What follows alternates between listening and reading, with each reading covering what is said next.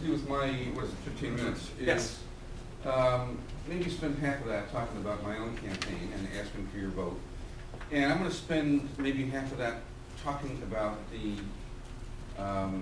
conditions under which we work in Olympia and the unfortunate prevalence of Republicans, and too doggone many of them. And not enough of us, but let me... Well, let me caution Senator Kline there. I did mention to Senator Kline that we have a That's right, you did. I'm sorry. Okay, so Let me rephrase a that. membership of both Republicans and Democrats and independents, libertarians, and while he was free to talk about other campaigns and the concerns of the Democratic caucus, I invited him to talk about the concerns of the other parties as well. Okay, I stand corrected. My own campaign is going on very well. I survived the primary with a score of 88 to 11 over my opponent. A realtor who has Republican and Tea Party connection. Let me talk about what it is I think that motivates me to run and what are some of the connections I have, I know historically, with some of the very same interests that you represent.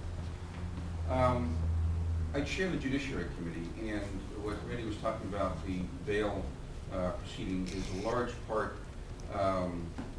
what has been occupying me for the last year. After the 4 murders of police officers in Lakewood, there was a very strong, very hostile atmosphere, sometimes took on emotional proportions. People were not listening to what had been a progressive message about crime, is that we need to treat people who are drug addicted, we need to deal with people's anger, we need to deal with psychological treatment. We do not need simply to throw people in jail for every offense. Some offenses, rape, murder, kidnapping, you bet. But we don't need to take a punitive attitude about people who are much lower down in the pecking order of crime. And historically, we have done that. I'm trying to undo that, and I have been trying to undo that most of the 14 years I've been in the legislature. In the last 6, I've been the chair of the Judiciary Committee, and I've had an opportunity to do that. That message is hard to deliver when there's a lynch mob atmosphere following these murders. A number of bills came before the Senate Judiciary Committee and came through from the House on bail, mostly limiting bail, mostly in a very sledgehammer kind of way. My purpose was simply to kill all those bills, and I did. All but one, which is a constitutional amendment, which Senator Gordon, Senator Carroll, and I worked on. Every other bill restricting the constitutional right to bail, I killed. I put them all before a task force that is now going on. I chair it, along with Senator Carroll. Senator Carroll, by the way, is a conservative Republican from Lakewood. This is bipartisanship. We have the same attitude in this respect, that bail is a constitutional right. If there's going to be limitations on it as a result of this heinous crime, they're going to be limited to what is actually good policy. Simply shouting, do something, and then doing crazy stuff ain't going to work. So what we're doing is listening to some of these ideas, rejecting most, keeping some. So for example, we will have a judicial review of all bail. There won't be any of these bail schedules. And I think, sir, you referred to that King County has some judges who are a little bit more willing to put people out on conditions of release that are not bail. Electric home monitoring and work release that are not conditioned upon their having to pay a bail to be forfeited. Okay. That is going to be somewhat restricted, somewhat, not entirely, because judges need to have some discretion too. That's one of the things that a chair gets to do by setting the agenda, and Senator Carroll and I are cooperating on that. Make sure we're doing this in a way that's bipartisan and the buy-in, and then eventually we'll have clear sailing in the legislature.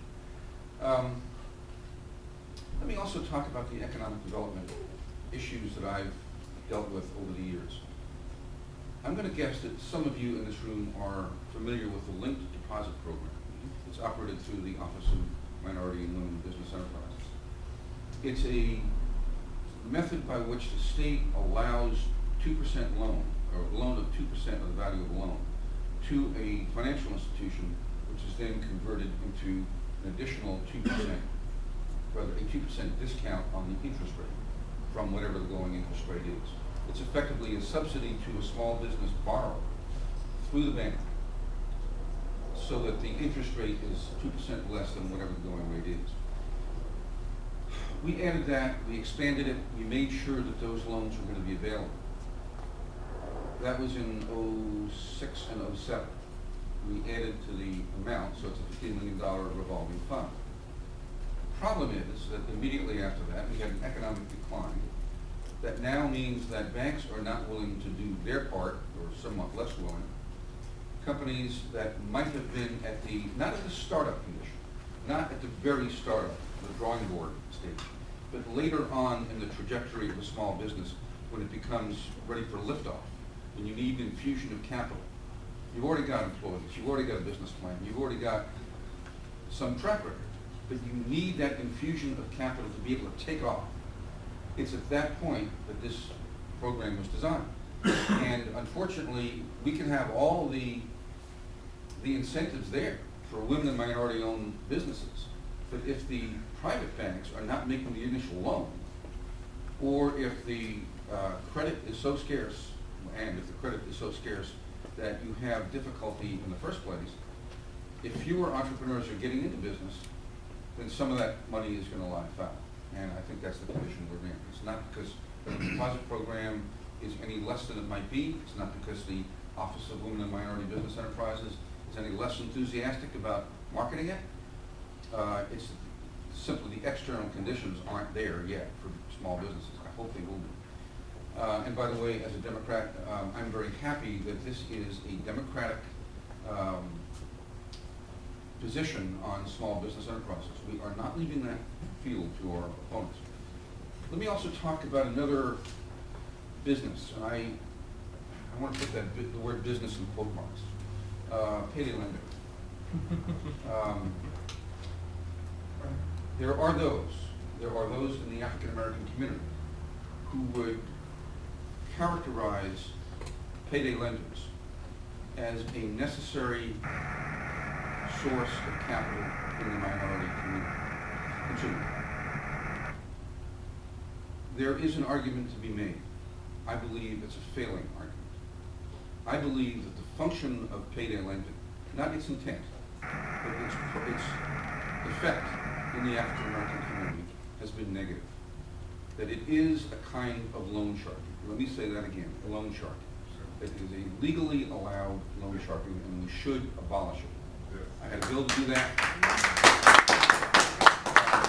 Unfortunately, lending companies appeared in what I consider a very deceptive way, and persuaded us otherwise. We put some limitations on lending. I think it was a good bill ultimately from Senator Franklin. And I appreciate that we took some steps. I don't believe we took all the steps we needed to. One last thing on my own account before we get too much further, and that's the issue of education, and particularly of the Readiness to Learn program. I gotta confess, and this is a confession in the 37th District, that K-12 education is not my major focus. It never has been. We have Representative Sharon Tomiko Santos, Representative Pettigrew, both of whom, and our next door Representative Marcy Maxwell, much more focused on the overall theory and practice of educating children. But there is one program that I really appreciate and have pushed as a member of the Ways and Means Committee, and that's the Readiness to Learn program. It's a program that is aimed at little children in the kindergarten and actually pre-kindergarten ages. When they first come to school, making sure that our little kids have the social services support, the connections with their families, other professionals that there are, social workers, making sure that everything is there for those children not to experience a learning gap, that later on will have to be treated as if it were taken apart again, not to create a learning gap, to bring children up to allow them to stay with the mainstream of their classes from the get-go. And I believe in funding that. I believe in funding it more than in half. And I know we've done an inadequate job, I'm the first to tell you that. We did an inadequate job of funding it before this economic recession. We're doing a lousy job of funding it now. I think we can see the light at the end of this economic recession. The question is, will we still be able to increase the proportion of money